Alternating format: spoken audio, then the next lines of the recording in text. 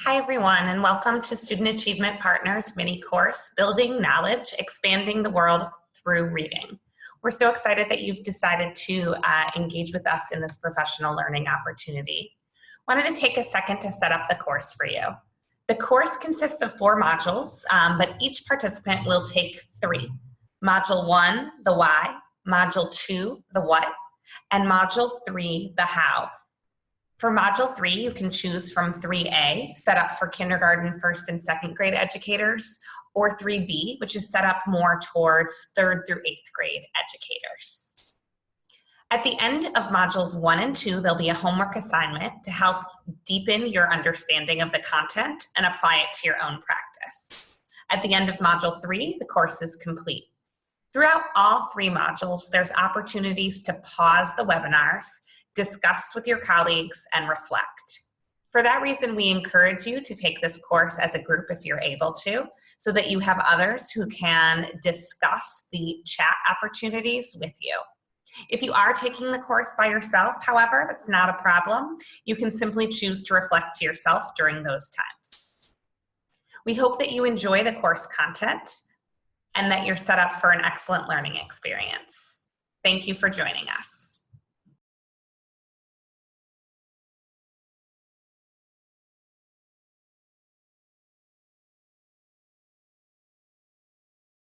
Hi, I'm David Lieben, Senior Fellow at Student Achievement Partners, and I'm going to be one of the teachers on this course, which I'm very happy to do, especially because I'm doing it with Isu. Thanks, David. My name is Carrie Swanson, and I am one of the ELA content specialists here at Student Achievement Partners, also guiding you through this course experience. Great. And I'm Tori Filler. I'm another literacy specialist here at Student Achievement Partners, and we're really excited to work through this course with you all. We're going to build your knowledge on building knowledge. Yeah. So we are going to talk about what building knowledge is, and we'll get into that. The reason that we're really talking about this at all is it's the 3rd shift in ELA literacy. So college and career ready standards demand that students really understand how to build knowledge through content-rich nonfiction. Right here we have a picture of what we at Student Achievement Partners call a ELA literacy classroom, where all of the pieces are in order. There's kind of this bottom step here, foundational skills, and we know students need to have secure foundational skills in order to engage in reading instruction across the grades. They also need high quality texts that they can use for evidence-based discussion and writing, and all of those texts in service of building knowledge, which through a volume of reading, through the tasks they're doing, through research, through academic language. Important to note on the side that that's for all students. So today we're going to really talk about this building knowledge piece of the puzzle. Anything else to add? Not at this point. So we want to start by just thinking about the simple view of reading. This is a visual that illustrates this idea that's been around for a long time, since 1986. And the idea is that reading comprehension is a product of decoding times language comprehension. Both of those things need to be in place for a student to know how to read. And it's important to note that if either of those are 0, multiplication rules apply. If there's 0 decoding, students cannot have reading comprehension. If there's 0 language comprehension, even if students can decode, they can't comprehend. Yep. A more complicated illustration of this work is found through Scarborough's rope. So Scarborough's rope actually shows how language comprehension and word recognition intertwine for skilled reading. So when we're talking about language comprehension, we're really thinking about vocabulary and knowledge-based skills. There's the background knowledge, the concepts that students are bringing to the text, there's vocabulary, their understanding of language structures, verbal reasoning, and literacy knowledge. And then there's all of those foundational skills that are so critical. And we have a whole suite of resources on Achieve the Core that really dig into what those foundational skills consist of. Both of those are really important. They make up what we call our reading accelerator. So the fundamentals of what's critical for learning how to read. And for this work, we are going to be focusing not on those bottom decoding and fluency accelerators, but on the vocabulary and knowledge and how important that is for students as they learn to be skilled readers. Anything else? I think we could also be clear that background knowledge is what students bring from their background. But that's not the only kind of knowledge students have. Absolutely. We're going to be talking about the knowledge that is added in hopefully their 13 years of education in the K-12 system. Great. And this is part of our shifts. So we're going to talk about, Tori's going to talk about why this is a shift at all. Yeah, we're going to do a little throwback. On the screen, you'll see there's a graph that has partially covered up. It's from a study by Moss and Newton in 2002. And underneath that, would love for you to just take yourself back to that time if you were already a teacher, or think back to pre-shift materials in classrooms. And this graphic is going to show you the types of literatures that were included in traditional basal materials. And would love for you to just make a quick guess to yourself about what percentage of those materials were content-rich, knowledge-building nonfiction, and what percentage were more literary. That could include poetry and other types as well. Just take a moment to make a quick guess. And if you weren't a teacher then, think back to when you were a student. Great point, And David. what you saw, like I do when I think of Dick and Jane and McGuffey's Reader. Great. Hopefully you've made your guess now. We're gonna do a little reveal. So you'll see here that the left-hand side shows a ton of fiction happening in these materials, and that probably matches your own experience as an educator, or as David said, your experience as a student. And then you'll see that second group is informational texts, and then we've got biographies, poetry, and plays. So if you add up all of those together in 2nd through 6th grade, and this has also been included in lots of studies from around the 1980s on, to show that there is not a lot of knowledge-rich informational text happening in materials at that time. And sometimes that's even true of today's materials that folks are using in their classrooms. But this is where really this shift comes from. If we're shifting from a picture of materials and things that are happening in classrooms that look like this, we need to shift away from having all of our text selection look like this graph and shift to something new. So what this meant is that for a lot of us, this meant that there was a whole lot of texts that are fabulous, fantastic texts, like these ones on the left, ones that we all have loved teaching for years. And it meant that in most places, there wasn't a lot of texts like these happening. So this does not mean that we need to abandon all this great literature on the left-hand side. This shift is not asking us to never teach high-quality literature in our classrooms. That work is incredibly important, but it does mean that we need to find some balance between that great literature and that content-rich nonfiction. And even some connections that Absolutely. we can make between the two. Yep. So we're going to ask you to pause for a second and think about this, and pause the webinar. Think when you are talking to your students, if you're asking, what are you learning about in reading? Or maybe even your children at home, what do you expect them to actually say to answer that question? So pause and chat with your colleagues, or make a note to yourself to answer that. I'm wondering what we think people said. I wonder, I know I've talked a lot about this in terms of, my daughter never, ever says, I'm learning predictions or I'm learning cause and effect. She might be, but she's not telling me about that. Occasionally, she'll tell me about a good book that her teacher has read to her. Yeah. So if you were talking about what sort of kids are running home and saying, and many of you might have been talking about the great fiction texts that they have been reading, you can and should build knowledge with fiction text. So we have some great examples on the screen of texts that might do that. This first one is a Magic Tree House book where it takes place in ancient Japan, and Jack and Annie are running around learning tons about that ancient Japanese culture from the 1600s. Here's a Pink and Say classic Patricia Polacco book. Two soldiers there from the Civil War can learn tons of knowledge through that text. The Lightning Thief, if you're familiar, you might know that you can learn a lot about Greek mythology in this text. I know, David, you're familiar with some resources that use this text. Yes. Can learn so much. Mm-hmm. Not only do you learn a lot from The Lightning Thief, but it motivates you to learn more about the Greeks and the Greek gods. Yep, absolutely. And then this last text, A Day with Yaa, is about, it takes place in British Columbia, and it's about a grandmother who's passing along her knowledge of plant life and the natural world to her young grandchildren. So there's lots of ways that we can build knowledge, of course, with content-rich nonfiction, but also certainly with fiction texts as well.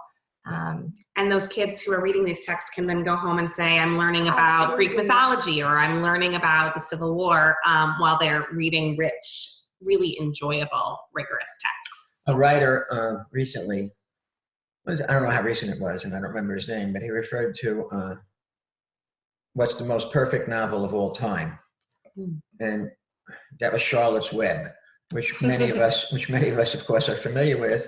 And also, in addition to being, I would have to agree that it was the most perfect novel of all time. But you also learn a lot in that perfect novel about life and about farms and about families and about communities. Yeah, reading that text to my 5-year-old daughter when we were living in Brooklyn, she could understand farm life in a way that she wouldn't have understood if we hadn't been digging into such a rich resource for that. That's building knowledge, and there's lots more to learn about it, but that's why it's a shift at all, really important step. So we're going to actually talk now about what it means to really build knowledge, and we're going to do that through modeling with an adult level task. So give you all a chance to build your own content knowledge, hopefully. So to start with, take a minute and read this excerpt of text. And while you're reading, think to yourself, what's the central idea of the text on the screen?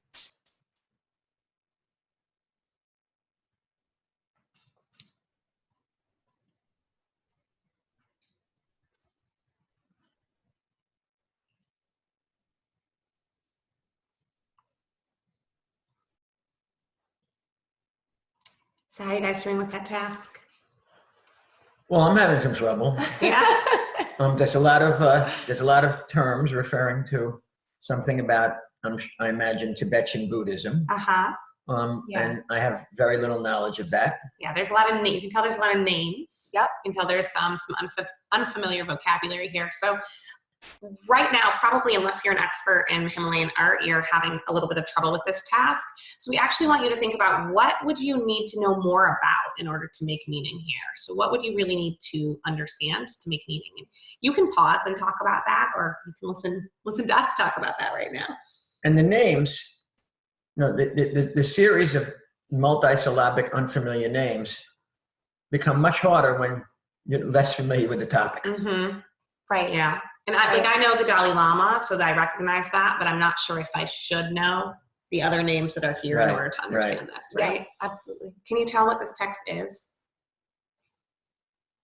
Can you tell where it comes from? I can tell that, it's probably about a book, using your context too, about Himalayan art or something like that. I'm imagining, hopefully I'm going to see it. Yeah. Picture of what this art what looks might like. help you here, it says this mandala, and this image is actually the mandala that the text was describing. So see if that helps you at all. I'm making some connections to the descriptions of the corner images. Yep. Noticing the colors and sort of the shapes involved. You got a time and a place now, too. Yep. Yeah. 17th century. Did anybody see the tiger? Oh. Yes, top left, yep. right? Okay, good. There it is. And this might help if you're not familiar with mandalas. They have now a caption that gives you some more description here. So it's a complex abstract design, usually circular. In fact, it comes from a word that means circle. Usually there's a center point. There's symbols and shapes that come out of that. And so this might help you build your knowledge. And now we've got some more text about some related content. So take a second, and if we read too fast, you all can pause the webinar to read it at home.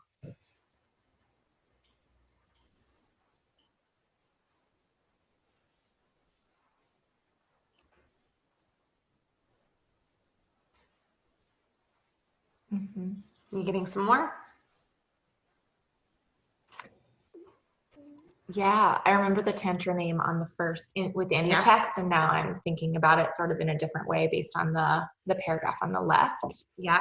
And you've got some of the reincarnation, the manifestations of what the Dalai Lama is. So I have the text here again, so you might be able to apply some of what you've learned to this text to start to make a little more meaning. Yep. Probably still not perfect if you didn't start with some background. You might have some more work to do. But the idea we're illustrating here is that knowledge can be built.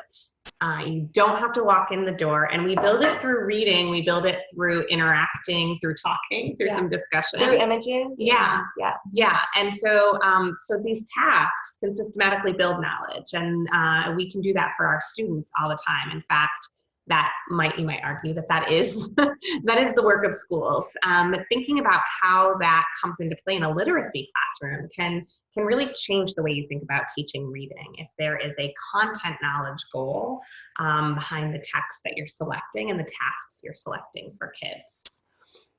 So, David, do you want to? Well, I would add that it's always going to be a balance of how much information and knowledge you want to provide before you give students a text, and how much you want them to get out of the text. Charlotte's Web is a little more familiar to most of us than the mandala. Right.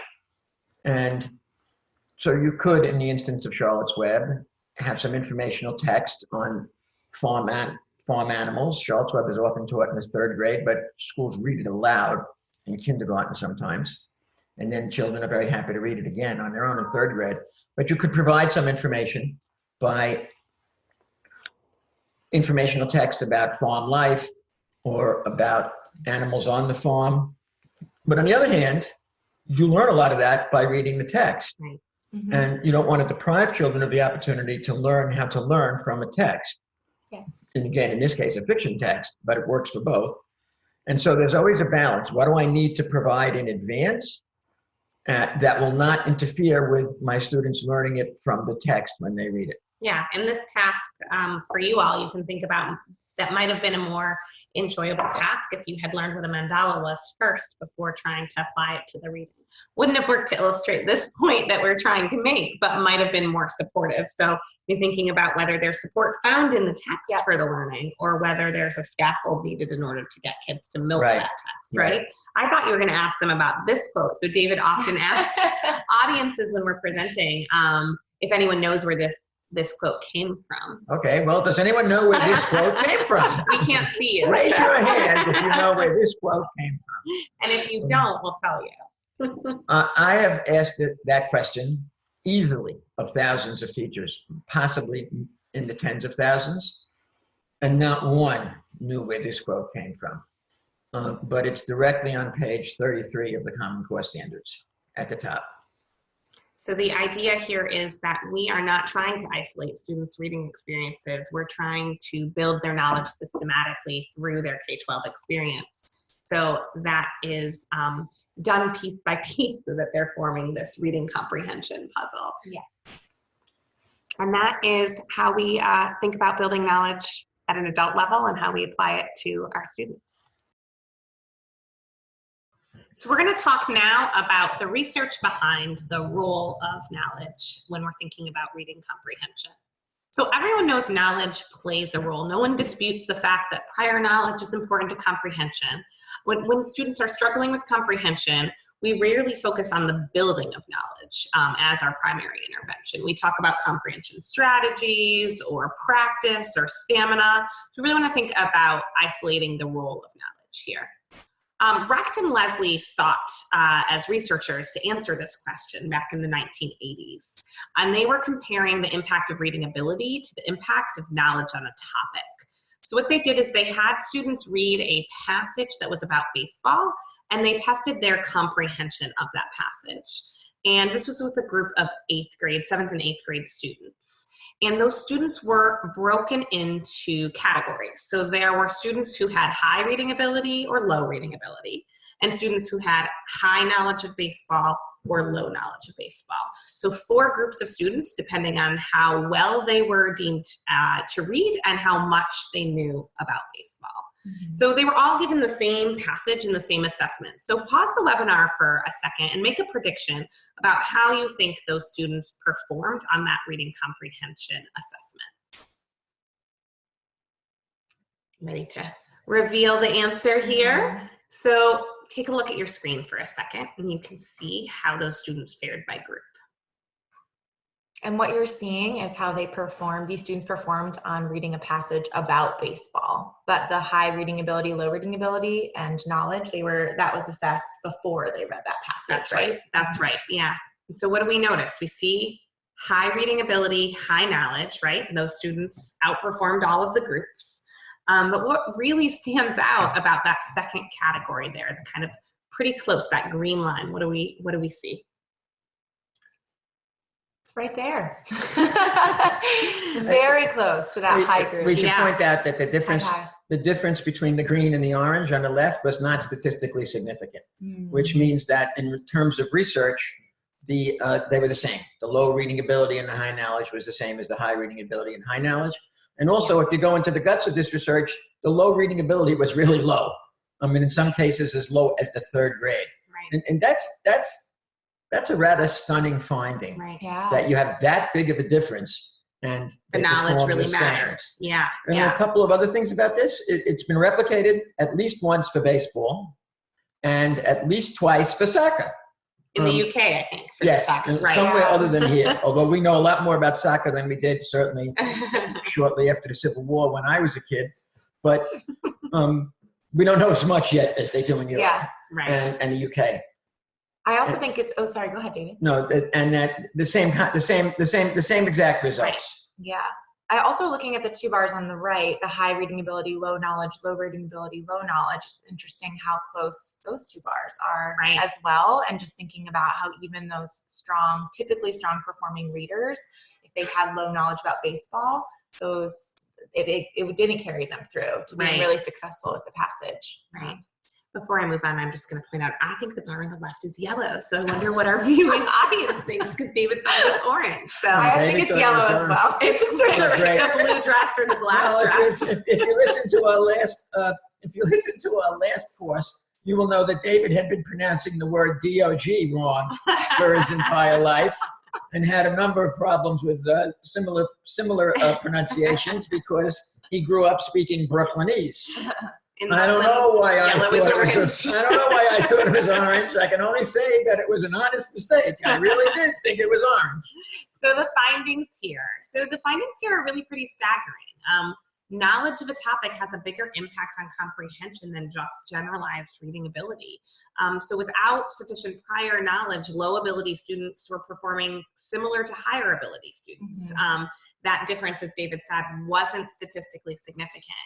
Really, really huge when you think about how we teach reading and how we often level our readers. Yeah. So we really take this takeaway pretty to heart, that students don't have a reading level. You as adult readers don't have a reading level either. You can engage much more deeply when you know the content than when it's unfamiliar to you. So that topic really makes a difference in terms of how well you can read. Absolutely. Someone familiar with Buddhist and Indian Buddhist, specifically religion or art, who tested out significantly below adult level on a reading test would be able to read that text that through all of us quite a bit. Right. And that's an example of that even at the adult level. Yeah, if you were with us for the mandala exercise that we did in the previous recording, your background knowledge could really play a role there. Yeah. So we've got a lot of friends in the field who are talking about this. Yeah, talking about how building knowledge really impacts what students can do when they encounter a new text. So we're going to watch a short clip of a video. This is a panel of reading experts hosted by Sue Pimentel.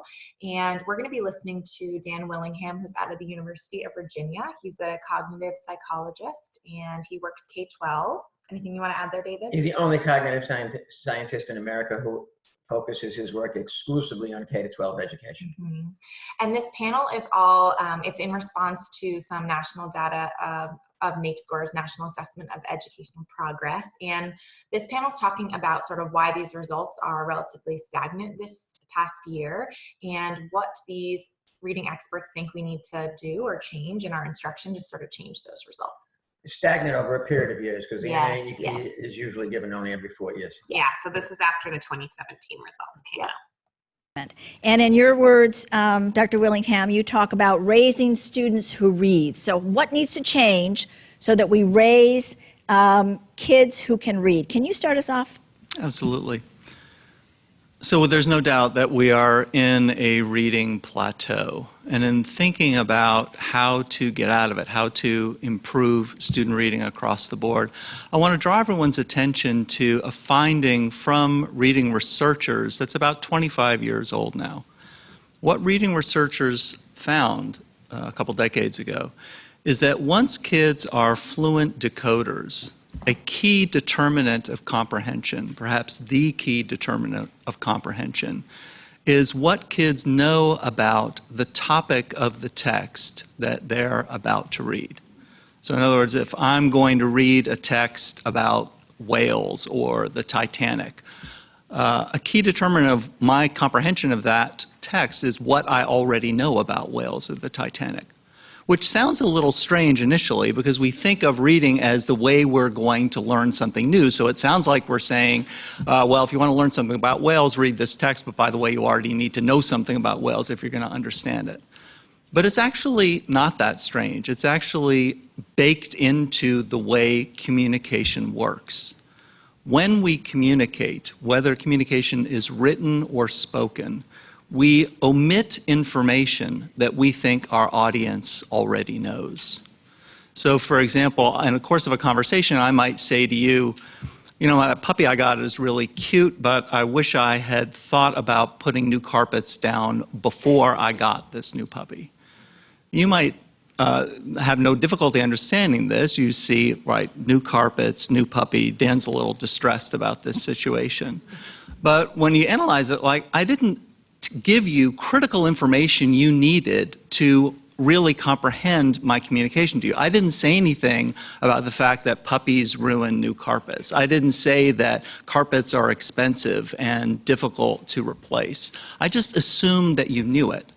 And the reason I omit that information is that if I laboriously included all that information that you already know, I would be an extremely boring person to listen to. Everybody knows a few people like that, who sort of tells you a little bit more than you actually need to know. But most people don't, and writers don't do that either. Writers omit information that they figure their audience already knows. So what happens if you pick up a text, the writer has assumed certain knowledge on your part, and you don't have it? Well, the consequences are pretty obvious. You're not going to understand the text. You're either going to be confused or you're going to think that you understand it, but you're actually missing important nuances in the text. So this is why 25 years ago, reading researchers found that when you take what we would consider to be a good general reader, somebody who can pick up the Washington Post and read most any article they find there with pretty good comprehension, that type of reader has very broad general knowledge because any article they pick up, they know at least a little something about the topic or something closely related to the topic. So when I think about getting out of this plateau and boosting reading comprehension for our students, what I think about is how are we going to ensure that all of our students have that type of broad knowledge that will allow them to tackle any text that they encounter? And specifically, how are we going to ensure that every student is exposed to a curriculum that is knowledge-rich and appropriately sequenced so that they will gain that knowledge? So we're going to give you a second to debrief this, and then we'll share some of our thoughts. So there are a couple of quotes on the screen. I'd like you to pause the webinar in order to reflect on this and think about these quotes from Dan Willingham here and what they mean for your work with students. So you can choose one or both to talk to a colleague with or jot some notes to yourself, and then press play again when you're ready. And we'll debrief with you as well a little bit. Yeah. David, I know you wanted to respond. I have a few things to say. Dan used the word broad, and that's important. In other words, and the example he used about a dog, I think it was a dog, right? Puppy, yeah. A puppy, right? Disgorging last night's dinner on the rug could easily appear in a fiction text about family that had just gotten a puppy, Mhm. and possibly a family that just gotten a puppy after debating whether they should get the puppy, because puppies often disgorge the contents of previous dinners, wherever they happen to be at the time. Apologies to anyone who might be eating during this webinar. And that could appear in a novel, or it doesn't have to be just, because Dan led off with the Titanic and another topic, I can't remember what it was. Yeah. But we're not just talking about that. It's that broad general knowledge enables you to understand references and problems and situations and characters in novels and in fiction. So we're not talking here about only topics, but it happens to have a more pronounced effect in all likelihood with topics. But its effect is pervasive throughout all of what we're asking our children to read. Yeah, I was thinking about that broad knowledge piece in terms of how I choose to read the paper. He mentioned picking up the Washington Post. I'm thinking about, I really like reading op-eds, and I'm much more comfortable reading op-eds about topics that I'm really well informed about, and I can actually either agree with and cheer on, or dispute and feel passionately like, but they're not mentioning this because I'm so well versed in what they're talking about. It's a lot harder for me to read op-eds about things that are really far from my general knowledge, because it's hard for me to engage with the argument of the reader because I don't know enough about the content to have an opinion. Yeah, absolutely. That's a really good point. We often ask kids to analyze some kind of argumentative text. And that analysis tends to focus on the reasoning of the author, the coherence of the author, and whether they made their case. But if you don't have certain pieces of knowledge, then you can't really analyze that text. Yeah. And that understanding has not gotten into our system of education and at any level. Right. Any other responses to this? Yeah, I was just thinking about the second quotation on the screen, just about sort of this benchmark that he created of once kids are fluent decoders, that the key determinant sort of flips from actually being able to decode the words on the page to also being able to access the knowledge, the words that are within the text. So just thinking about how much we need to set kids up for success to do this work. And that could be through read aloud, listening to things through your ears in lower grades to build that knowledge and vocabulary. But yeah. It connects to the simple view of reading, right? So Absolutely. you need both. You need the decoding and you need the language comprehension. Yep. And neither of those can be a sum zero. Yep. And so we use this phrase, building knowledge, in our work. We know that all students, every child comes to school with their own set of background knowledge. It's as unique and varied as the kids themselves in your classroom. So no matter what the topic or the subject, it's going to be uneven to ask students to just activate their background knowledge. We can't count on commonality there. And doing so actually leaves some students out of the conversation since they lack that content, no matter what the content is. So we are not talking about background knowledge. We are really talking about building knowledge. Schools are in the business of building students' knowledge in the school building.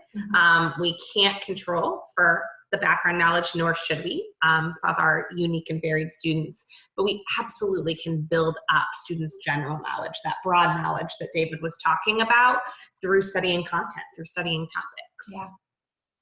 So we think about this as our job. We think about translating this research to practice now. It's to build knowledge for all students through a careful selection of knowledge-rich resources and those supporting activities and tasks that will help them to really activate that knowledge as it's being shaped in schools. Yeah. And just in case anybody misses the reference to the trees, and those are all the tree of knowledge, and that's the inference you would have to make. However, you can't make that inference if you don't have the knowledge of the tree of knowledge. We're going to talk now about knowledge's relationship with vocabulary. So our big idea here is shift one of the Common Core standards is regular practice with complex text and academic language. So we're really looking at the importance of focusing on vocabulary and syntax in the Common Core or college and career ready standards. Great. And you might be wondering just how tightly these two elements are, vocabulary knowledge and reading comprehension. And there's actually a lot of great research and data on this. The graph that you're seeing on the screen is from the NAEP, and it's a vocabulary assessment at grade 8. You see this is from 2013. On the left-hand side, you'll see that there's 4 groups, and that's reading comprehension overall. So just how well did students understand grade level passages. On the right-hand side, you see bars that show the vocabulary knowledge of those same students. I'll give you a second to just look at the graph. So you probably noticed that for students with lower reading comprehension, those same students actually had lower vocabulary knowledge overall, and that pattern holds through all the way up to students who were performing really well on grade level passages in the 75th or higher percentile. Those students had the highest vocabulary scores. So this link sort of shows us that students who were comprehending grade level text the best also had the strongest vocabulary knowledge. These are the very similar graphs but show this same pattern at grade 4, grade 8, and grade 12. And you can see in all of these charts that for students who had lower reading comprehension overall, they also had lower vocabulary scores. David, did you have anything to add about this? You know, this is really interesting, and I've never looked at it this way. Notice the scale, the bars on the right are the scaled scores, which are very similar to percentiles. Yep. The score for the upper percentile of 4th graders is 255. Mm-hmm. And it's not that different than it's actually higher than the scaled score for grade 12 on the lower percentile. Mm. And what it means is, and I've seen this in other formats, high performing 4th graders actually know more words than our lowest performing 12th graders, which is depressing. So really what this tells us, and this and a lot of other research has also validated this idea that vocabulary and knowledge are really tightly linked. You might even think about it as 2 sides of the same coin, meaning we can't separate these things. When we are learning things about the world, we're learning knowledge. We're also growing our vocabulary, because when we learn things about the world, those things are explained to us, and the words that are used to explain those ideas are words that we then pick up, become part of our vocabulary, and can be used to gain more vocabulary and knowledge. So two sides of the same coin, they grow together as we read and learn. And the vocabulary gap has been researched since the earliest study is 1925. So you're talking about research that goes back almost nearly a century. Yeah, and so here it's looking at the same issue in a different way and really thinking about issues of educational equity. Here we have a picture of the vocabulary gap by income level. So that same gap Tori was talking about associated with reading comprehension, this is that same assessment, that same NAEP assessment, looking at students, the orange line being students who were not eligible for free and reduced price lunch, and the blue line being students who were eligible for free and reduced price lunch. And that persistent gap here between students and their vocabulary scores is really, really striking. Yeah. When we're talking about vocabulary, we're thinking about tier 2 academic language. We're thinking about tier 3 domain-specific language. So content words, and then general academic language words that can transfer from text to text. We're not talking so much about tier 1 everyday speech. And I'm gonna illustrate that a little bit, thinking about how students learn vocabulary through reading or through read aloud. Great. So take a look and read for a second. Imagine you're doing a unit on sea mammals or a unit on dolphins, and read this informational text here on your screen, thinking about the vocabulary you see, especially the tier 2 and tier 3 language there.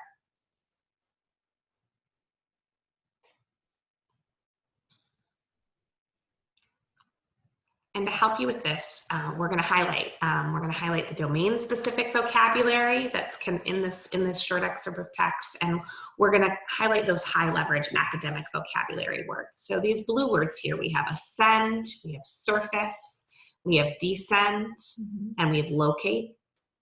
And then those domain-specific words, we've got blowholes, we've got marine.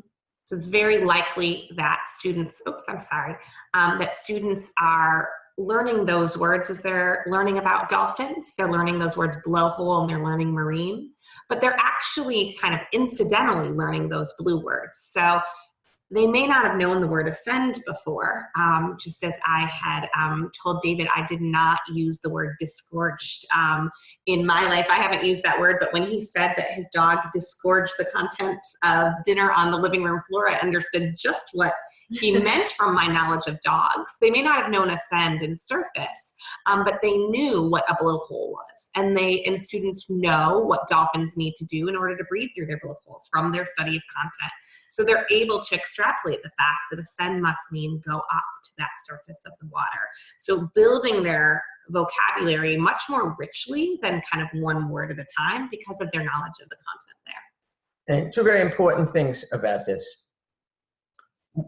One, instruction tends to focus with informational text at elementary and upper levels on the tier 3 words. But the tier 3 words often repeat themselves. If you're doing a unit on mammals, or a unit on sea mammals rather, or a unit on dolphins, you're likely to come across words such as marine and blowhole more than once, and probably more than twice. And sometimes they're labeled or they're in the caption. There's a diagram pointing to Yes, the blowhole, right? Good point. And then we have not traditionally then focused on the tier 2 words such as ascend and surface and locate. So whereas it's a great way to learn those words. Point number 2, in some respects, the opposite of point number 1, you learn these words by reading. And even though you can make vocabulary exercises fun, and I think kids like learning words, this is a more interesting way to learn tier 2 vocabulary than any kind of vocabulary exercise we can come up with. And just to think about why this is so important, I want you to pause again and make a prediction. But research has shown, this particular research was done on kindergarten, first and second graders. Students learn a typical number, on-track readers learn a number of words a year, and want you to make a guess of what that number is between X and Y. How many new words do you think they learn a year? Ready for the big reveal? I think so. I find this number really staggering as a former elementary teacher, but they learn between 1,000 and 2,000 new words a year at least. Kind of eye-opening, possibly alarming if you think of the role of teacher. Can you make that face? I don't think I could do it. But if you think of the role of teacher as isolating each one of those vocabulary words and posting them on a word wall and doing an exercise, that just won't happen. You can't get to that number. Right. And so those incidental words like ascend and surface, they need to be a part of students' learning, and they're really a byproduct of studying these connected topics and texts on the same time. Mm-hmm. Now the 1,000 to 2,000 is for first and second grade. Mm-hmm. So, I mean, you have to kind of visualize that, can we teach 2,000 words a year to our first graders? The figure for, in general, students who are average readers was done by Anderson and Nagy. It's very difficult to estimate how many words students learn a year. They went to great lengths to do it, and they were very clear that they came down with a conservative estimate of about 2,500 words a year. Mm-hmm. And they emphasized conservative. Yeah. But they also said very clearly, more proficient readers, or better readers was the term they used, learn significantly more or far more. Right. So if we want to make better readers, we're talking about more than 2,500 words a year. Right. And that's never going to happen other than with reading. Right. Mm-hmm. Learning words through reading words, right? Yeah. So, and that's because we learn a lot of new words from context. So as we've been demonstrating, the vocabulary can actually be built through the words students are either reading or hearing in context. So it's not just the words you are directly teaching as an educator, but the words that your kids are consuming as readers or listeners here. And we can illustrate how this connects back to that opportunity gap we were talking about. So take a look at the words on your screen here. These were pulled from a basal curriculum from those leveled readers that go along with the anchor text in a popular basal. And those readers are categorized by your below level readers, your on level readers, and your advanced level readers in 5th grade. So take a second to see how we've sort of exposed our students to words based on their reading level. Right. And you can also see that if you look at the above level, a little bit on level, but let's start with the above level. These are words that we don't often use in conversation. You don't usually use words such as languished and galvanized in conversation. And so those words need to be learned through reading. It's a little less clear with the on level. Words such as interval or traction are not as used, are more likely to appear in conversation, but way less likely than the below level words, where fixed and rescue and shelter, for sure, are going to appear quite a bit in ordinary discourse. Oral language, yeah. Right. And ordinary discourse has a ceiling, and that ceiling is roughly the 5th to 6th grade level. Right. So if you want to go beyond that, you have to go through reading. I also think about just the perception of students' academic ability that can be created by a kid writing with a word like languished, and what that could do, when they're writing on some sort of performance task and being able to use those words. So we're actually preventing our below level students from the opportunity to put those words into their vocabulary, written or oral. Yeah. I mean, sheer number of words too, right? So 4 words versus, I think there's 9 words in the above level, and just noticing how many of these words were tier 2 words that would transfer to different academic language that could be used in different content areas. So that experience of writing with a word like galvanized could be used in lots of different contexts. So these are the materials for 1 week also. So every week students are having this kind of rich exposure, or we're capping their experience by not letting them get into the higher level richer text. In essence, and Keith, there's a researcher called Keith Stanovich who was the first to term the Matthew effect. Children on the below level, whether this is below level in a basal or below level or the lower levels in a leveled reading program, the children who are in the 5th grade at, I don't know, give me a letter for where a 5th grader should not be. Level M. And level M instead of level U. Keith Stanovich points out these children are living in a different, in terms of language, they're living in a different world in their K-12 life. But we can use knowledge to help change their day-to-day experience. Yes. Right. We can respond to that. We can respond to that by giving all students access to those above level words and scaffolding their experience by connecting what the knowledge found in a text with knowledge found in other texts to help them access that, right? So these are things educators can do. We wanted to just give you a sense of how knowledge then transfers to things like topics on a standardized test. So this is a visual we pulled from a free resource called Learning to Read, a Primer, that's published by the Center for Early Reading on Amplify. David, you want to talk through what's kind of striking here? I'm assuming you all took a look at it closely, but this is a rather remarkable graphic. Because look at all these topics. And these are the topics that tend most likely to appear on standardized tests. And again, it emphasizes the broad, because you've got topics like U.S. history, culture, and civics, but you've also got folk stories, fables, fairy tales, which is a form of knowledge, how they work, astronomy and space, animals, ecology, and ecosystem, the largest by far, which makes sense because kids like animals. And there's a lot of texts about animals, and on tests, people put things that reflect what kids read. And then you've got classic children's fiction, and then you've got historical fiction, and then you've got health, human biology and health right there in the middle with a human body of sorts. And I think I left out engineering and technology, which I would bet has increased in the last 5 to 10 years, certainly, compared to earlier tests. And this is a dramatic visual for broad. Right. It's a broad understanding. It's not that they need to, that our elementary school or middle school students need to understand the physics of black holes in order to understand astronomy. But they need to know that they're pretty strange, they're pretty unique, and some sense of what they are. And similarly for the human body, they don't have to know the exact chemical mechanism of reverse peristalsis. That's what happens when dogs disgorge things on the road.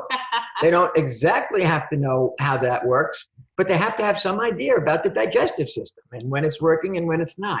So that emphasis on broad is very important. And we're not suggesting that you need to teach all of these topics for students to succeed on state tests, but to connect back to the idea of students' vocabulary, by reading connected content, they're building their tier 2 vocabulary. So even if they haven't studied one of these topics, that's fine. They will have the experience of reading complex texts. They will have richer vocabulary, and they'll be able to apply that to what they've read. So this idea that knowledge matters and that it matters for comprehension is really important.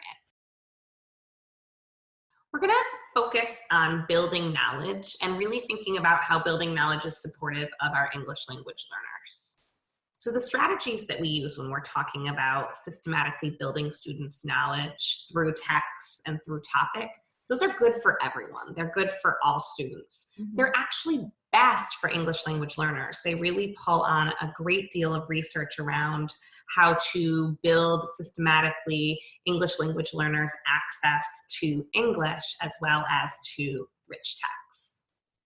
If we put this in the context of how we've thought about instruction with English learners in the past, this is a visual that comes from the Understanding Language Project at Stanford, and it represents sort of the old paradigm, what we thought about and what was good for ELLs. And you see that there's very little overlap between the content green circle and the pink language circle, and that really represents that we thought that we needed to give English learners all the language skills that they needed to access the content, and that there wasn't a lot of overlap happening between language acquisition and supporting that and the content, the rich content and knowledge about the world. So when we look back at what that means for vocabulary, when we're thinking about tiered vocabulary, you've got everyday speech. That language was being built through that old paradigm, but this tier 2 general academic language and tier 3 domain specific language, that was actually being withheld, right? We were building up students' oral language, but not allowing them to experience this tier 3 and tier 2 language that we know comes from complex text. So really creating more of a barrier to that rich language rather than supporting their access. So when we do that, when we focus on everyday speech, and then we do get higher quality, rich curriculum or instructional materials, those materials don't focus on everyday speech. So this is actually just to illustrate this point. This is a prompt that comes from the Core Knowledge Language Arts curriculum for 2nd grade. After a unit where students are really studying early Asian civilizations, and they are studying how water was important to those early Asian civilizations, they are asked to do this writing task at the bottom. So it says to use the evidence from the documents that they have at their fingertips, their knowledge of what they've read, and the vocabulary words there: fertile, cultivate, source. These are tier 2 and tier 3 vocabulary words to describe how water was important to early Asian civilizations. And we know that if we're building students' oral discourse, they're not going to be able to even take a stab at this, right? They have no access there. Right. So here's a picture of the new paradigm, again from Understanding Language Project, but you'll see that the circles have much more overlap now.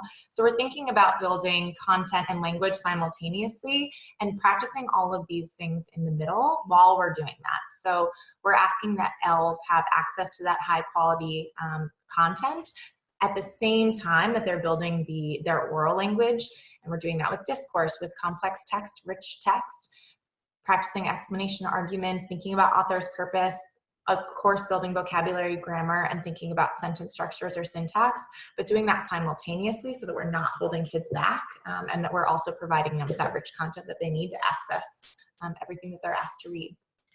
So another way to think about this, and this is work that I pulled from a researcher, Marianne Cucchiara, who has a lot of work on this subject, and she's worked closely with Lily Wong Fillmore, who has a great deal of research on best practices in terms of working with English language learners. And she thinks about this as your goals for instruction being learning, language, and literacy. So learning as the content, what you're learning about this ancient Asian civilizations and the role of water. Language is the words to express the content. So that's those tier 2 and tier 3 vocabulary words. And then literacy, the act of writing a paragraph or writing an essay, as those tools for interacting with the content, or reading first to build your knowledge and then writing to express it. So these things going together to create a much richer learning experience. Right. Yeah. So Student Achievement Partners actually has a couple of tools and resources that might be really helpful to educators out there to think more deeply about this. We've put together what we have called an annotated bibliography. It's curated by us, but the research comes from academics and researchers. And basically there are sort of two main points that this annotated bibliography points to. That students need opportunities to engage deeply with complex text, and that they need an opportunity to talk. It's not just the text, it's the discussion of the text, the talking about the text. Yep. And we wanted to just pull aside some of the indicators, some of the supporting actions that they're called, that really speak to the role of knowledge. There are other supporting actions. This is not the only place to dig in, but we pulled out some of those really specific ones that speak to knowledge. And you can see them on the screen. So I'm going to give you a second to look at this first section around complex anchor texts.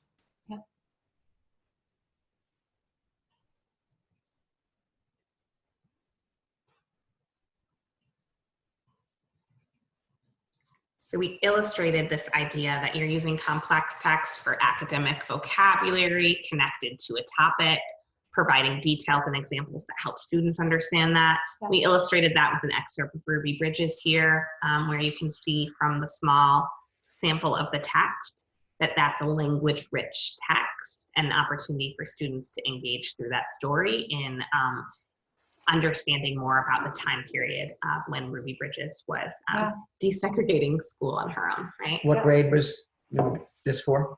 So I think this text itself is from one of our second and third grade read aloud project lessons. Another example here, a supporting action from the annotated bibliography, is having a range of resources. So not just that anchor text, but potentially other resources, photographs, video clips that are on the topic tied to the anchor text to build knowledge and vocabulary. So just a quick example here, another read aloud project text that we have is the text Owl Moon, might be one you've used with lower elementary, and got rich language, rich experiences, but it's all about a child going into the woods with her father to go owling, to go looking for an owl at night. And you can really help students understand that text by playing an audio clip of what an owl sounds like, by reading about the great horned owl, by this example here of how they are silent hunters. I think there's a line in the text that says that the owl flew on silent wings, or some rich language like that. So helping them better understand that anchor text through some briefer supporting text and multimedia resources. We can talk about the graphic organizers here. This is another supporting action that we thought really connected to building knowledge. There's some others in between. Yeah, absolutely. So here's another example of how you could support English learners and all students in your classroom by using graphic organizers. And really the idea here is that a simple way for students to capture what knowledge they're gaining through these resources that you're reading to them, they're reading on their own. And the example on the screen are just simple Venn diagrams or two-column chart to just capture what the content is that you're learning, and give students a way to highlight and let you know what they're grasping from text as well. Yeah, I think this is maybe a higher grades example, but you've got their way of kind of storing their notes on Confucius and on the Buddhas. They're learning about world religions. And, and then the whole second part of our annotated bibliography, the whole second piece of the objective is actually connected here, because that's about opportunities for students to talk. So they can't just receive the information. They need to be talking about those topics, practicing their confidence, practicing using that hard language, practicing these newly acquired skills in order to really benefit from what can be gained from those texts and topics under study. And I would just reiterate that this helps everybody, but it actually helps ELLs more. Yeah. And if you ever took our course on foundational skills, there was a relatively recent study that found the same exact thing for foundational skills. Yeah. Done through a systematic phonics approach. It helped everybody, but it helped the ELLs even more. Yeah, so we're not talking about practices that silo English language learners or that pull them out from instruction. We're actually talking about practices that you can do with all your students that actually have a great deal of benefit on your English language learners, right? So really important point. We want you to think about this and get a chance to reflect. If you took our earlier module, we did an example on how you could better understand a sophisticated text about mandalas by looking into informational text to build your knowledge and visual text to help you understand what a mandala was. And so just thinking about that experience and what we just talked about, pause and think about how this approach can help your learning and why it would really be, as David said, a strong enhancement for working with English language learners. Why is this a useful strategy, and why does this help English language learners?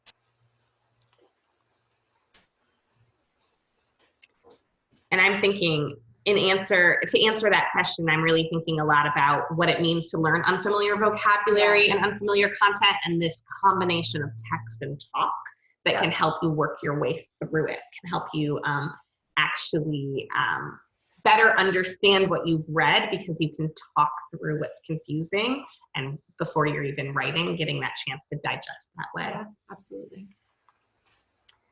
So as we're thinking about building knowledge now, we're really trying to flip our thinking about the purpose of reading. So thinking about just your daily objectives, you're looking at, there's this pretty stark difference on this teacher board here between the objectives of reading and the objectives of math and science. Yeah. And what stands out to you, Tori, when you look at that?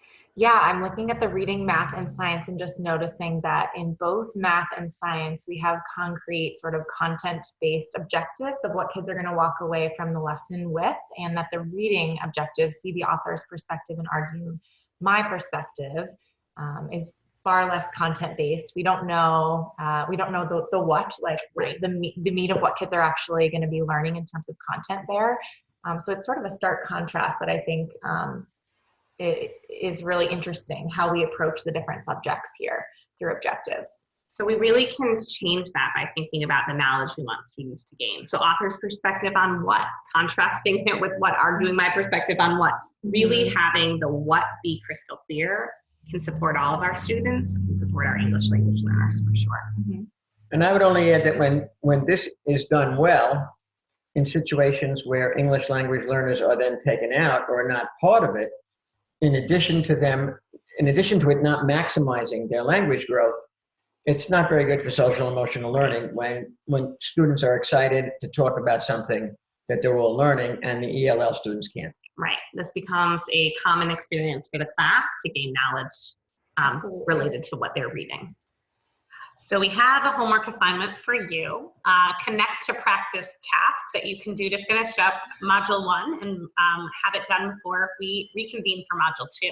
So 2 options here, depending on if you're in the classroom or if you're outside of the classroom. So teacher option is option A, and that's selecting a text that you either have already taught or you're going to be teaching.